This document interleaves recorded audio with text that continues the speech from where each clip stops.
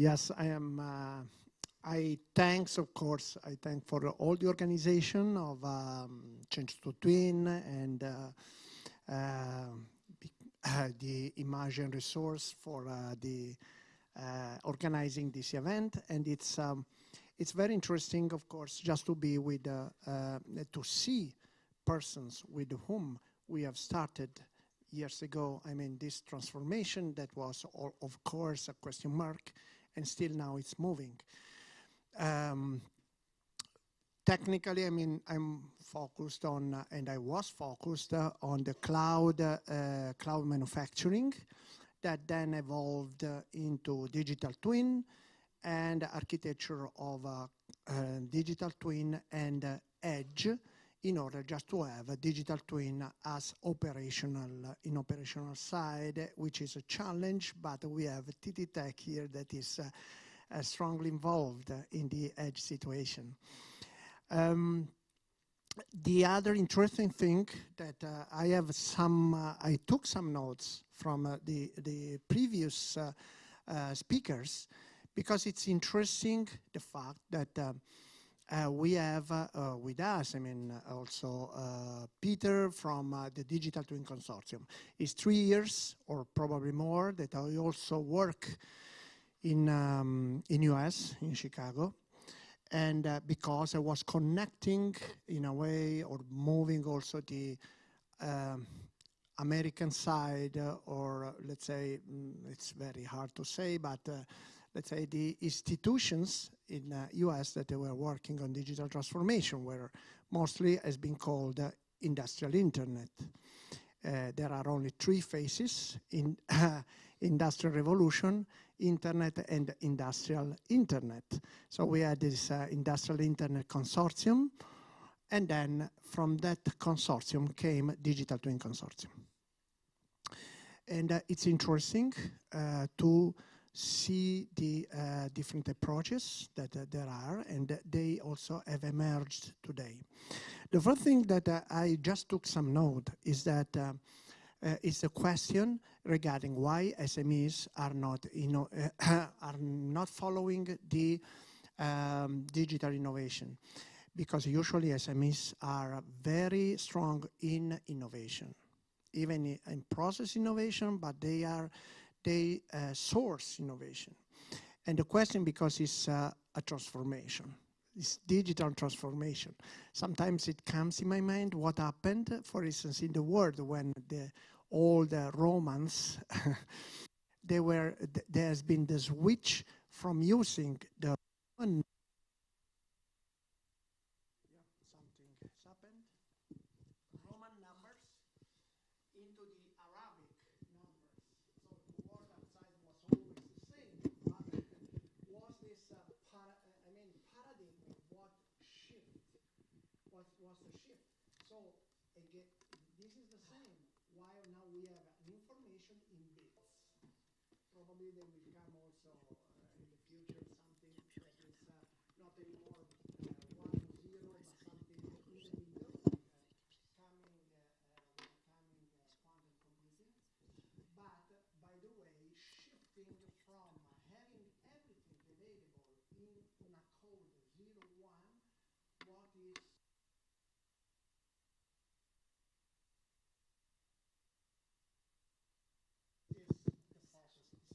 SMEs, they innovate, but in this case they should transform their usual approach. And this is something, thank you, this is something a little bit probably more complex. And here comes another interesting point. Digital Twin Consortium, where I'm part, I'm the representative for Italy for the Digital Twin Consortium, is a consortium that starts from the market. So companies that are interested to promote. So the question of finding the applications for the market is already there. So there are companies that want to develop a market. Here instead, we have a policy, industrial policy driven from European Union. So there are complementary, from my opinion, of course, complementary parts, because in this transformation, the market is not enough. There is needed, market is limited, and there are, especially when we talk about infrastructures. So when, for instance, we have a huge topic about standardization, there is the next coming Green Deal based on the green bonds, European green bonds, needs and require a regulation, which on the market usually is not present. So market itself, and this is why the US is watching a lot of what the European Union is doing. And this is, I mean, it's interesting because the Biden administration, probably someone of you already know, but on the recently, 20 days ago, 23rd of October, they just inaugurated a network of technological and innovation regional hubs that are, so 20 days ago. Because also they realize that it's very interesting to have a presence and to involve the companies, small and medium companies. So there is a connection. It's needed just to have both, I mean, a market-driven. So we have the question that why SME are not interested or interested. Of course, they follow the market. But not all the SMEs. I mean, big companies, I don't quote the name, but the most important, I would say European, if not world, packaging machine producers, when we talk about digital twin or edge, the chief of the CTO, the chief technical officer says, our customers, they don't ask, which is true. But the question is that when you want to put in, when the customer will ask to you, then it's late because it's not, let's say, an innovation that you buy from someone and you put like a display or something like that. You have to work on architecture on the machine, you have to collect data, you have to know how these data are linked to your physical processes. So, anyway, this is, in this transformation is, everything, of course, is still not unclear. And also we have seen that it's not unclear because in the presentations, we have seen a lot of, not a path, but possibilities. So this is, for instance, the table of elements where you have to choose, or what before also has been shown from the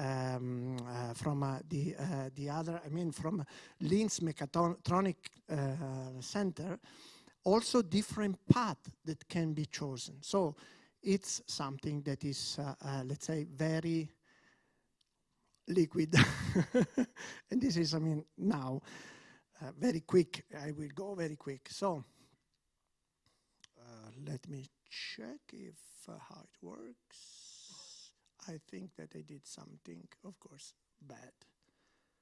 Okay, so liquid. I just now my presentation will be not so technical because I already had very skilled technical persons.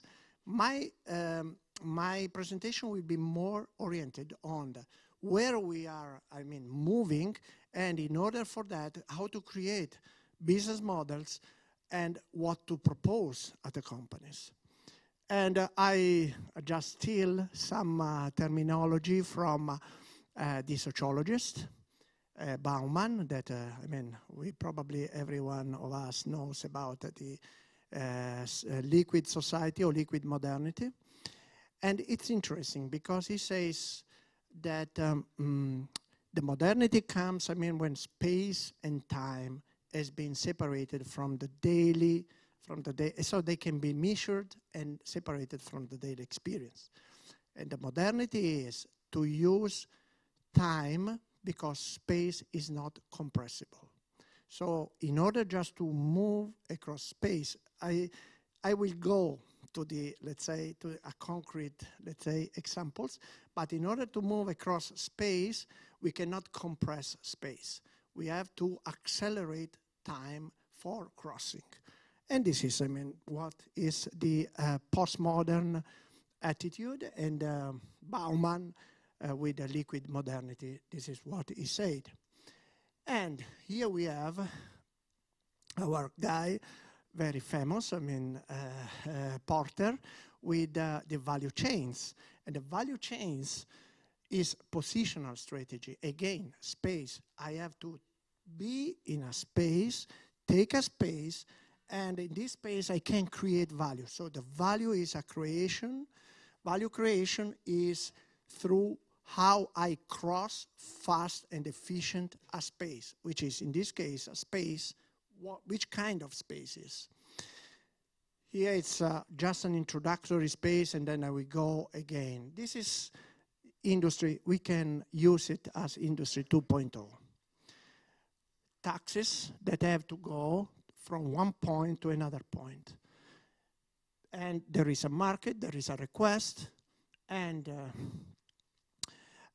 here, I mean, the efficient system is that I have to move across a space that is not manageable.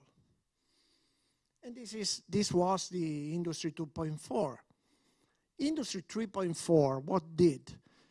I mean, just an IT system outside of that. So I can call, they can locate where is the taxi, and I can take, I mean, the taxi where it is.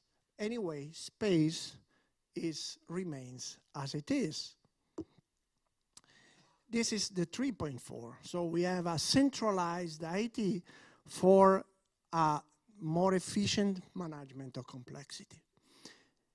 This is, the metaphor is exactly the same for manufacturing, because we have our cycles, we have, I mean, raw materials that should cross different paths in the space of, it's a different space, it's the space of the manufacturing work, and we have also an IT system that optimizes the crossing of this space.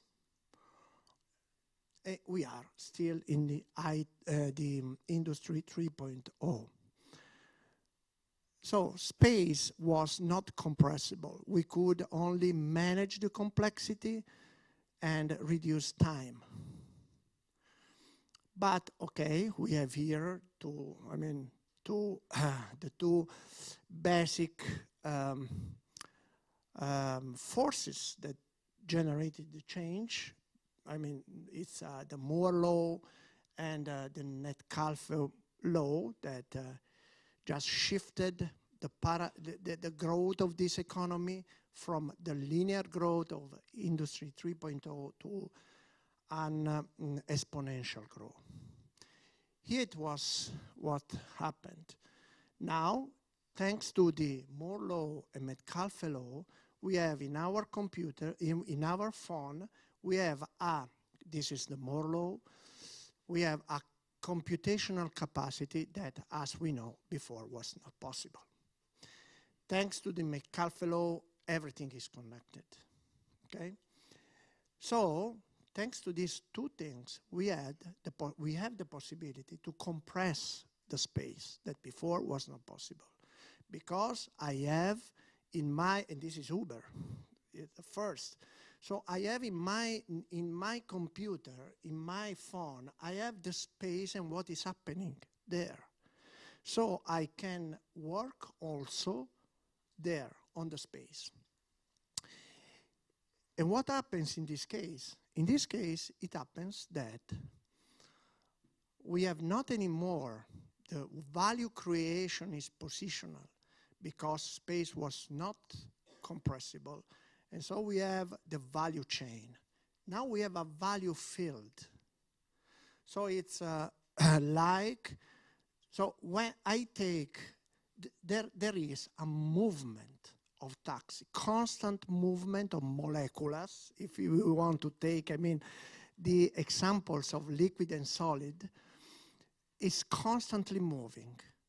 And then in the moment and in the space where I need, I can locate the one and then I can use it. So it's a field of value and not is anymore the positional, the positional value.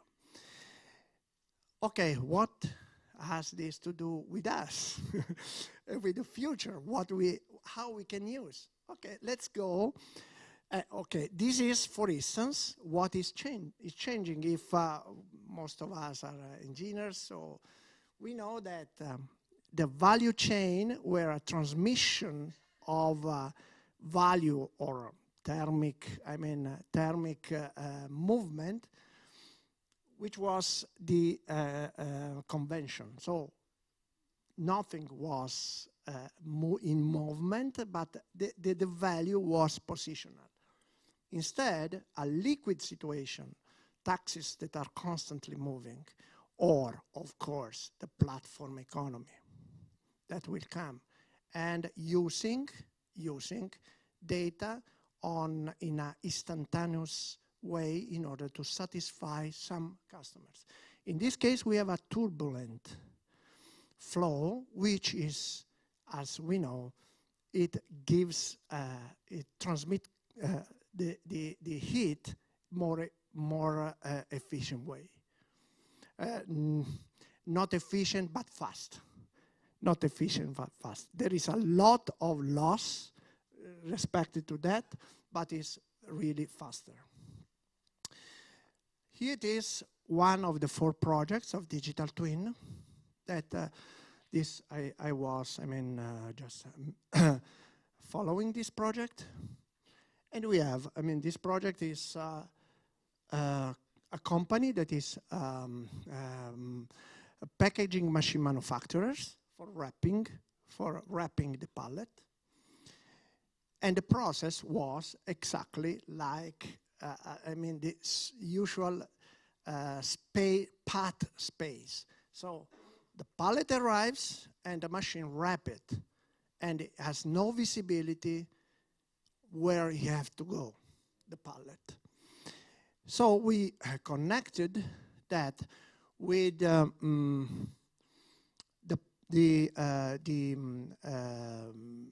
path or the transportation. So as it's not needed that I wrap fully a pallet if I should deliver in 10 kilometers or 100 kilometers. We can get this information and we can bring back inside the company.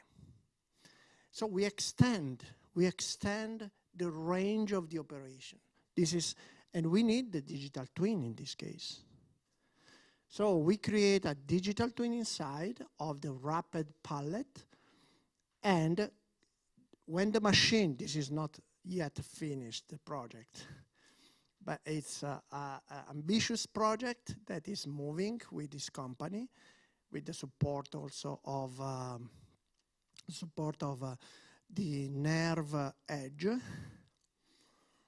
So it arrives a pallet, the machine knows where it has to be shipped, and based on a simulation done on cloud and an instruction of it on edge, because of course I cannot work with a cloud, I can decide for a simple cycle instead that the usual traditional cycle, which was optimized because IT was centralized, because it was more efficient to do always in the same way. Instead, if I decentralize intelligence close to the machine and I get all the data from outside, this is an autonomous system. So this is the new space that I can manage, that I can simulate, that before was not possible to simulate. This space is exactly like the Uber for a company, the Uber space that I see the city and where are the taxis. This is, I mean, the company knows where they have to be shipped, and so it can optimize the internal processes. Shifting from B2C to B2B, the digitization moves from product customization, as we know, that we do our nice shoes and we order on Adidas or whatever, to process customization. In B2B, is the process that is focused on the real utilization. And you can understand, I mean, what are the impact? Plastic, the sustainability. Sustainability. So digital twin is really a pillar for this sustainable new switch, because it can have a more comprehensive, what is the difference from before? I mean, before we had the ERP, we had sensor everywhere. We know how much CO2, how much water. So we had everything before also. What is the advantage of that? Is that it's more comprehensive. Is that it's more organized. Is that we have the power, computational power, democratized, that before we had not. So we can really check that and optimize the process for being more sustainable. In this case, it's forecasted, so cost saving for plastic and also for the environment, less plastic. And digital twin has this focus, and I believe that the digital innovation hubs have a great role in that, because they can match the environment with the single process.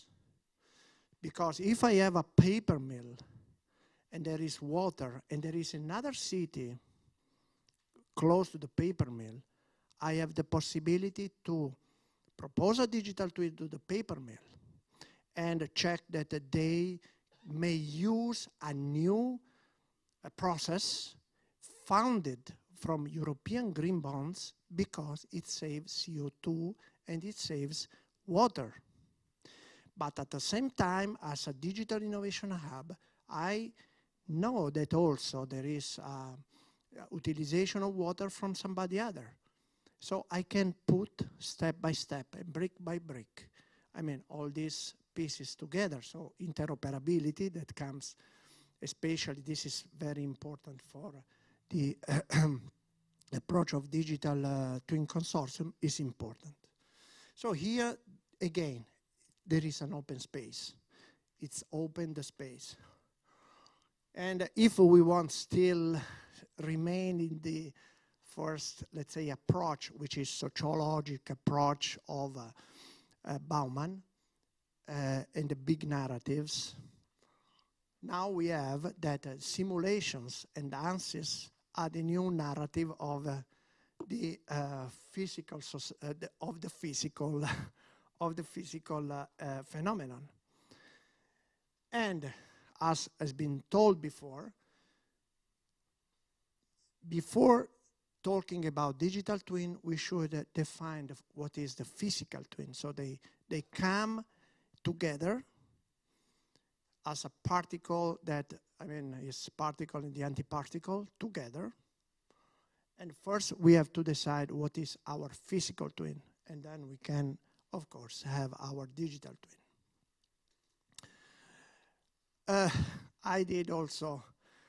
I just say that the digital twin is also done of two different twins. One is the introverted and another one is the extroverted twin. The introverted twin is the one that is focused inside.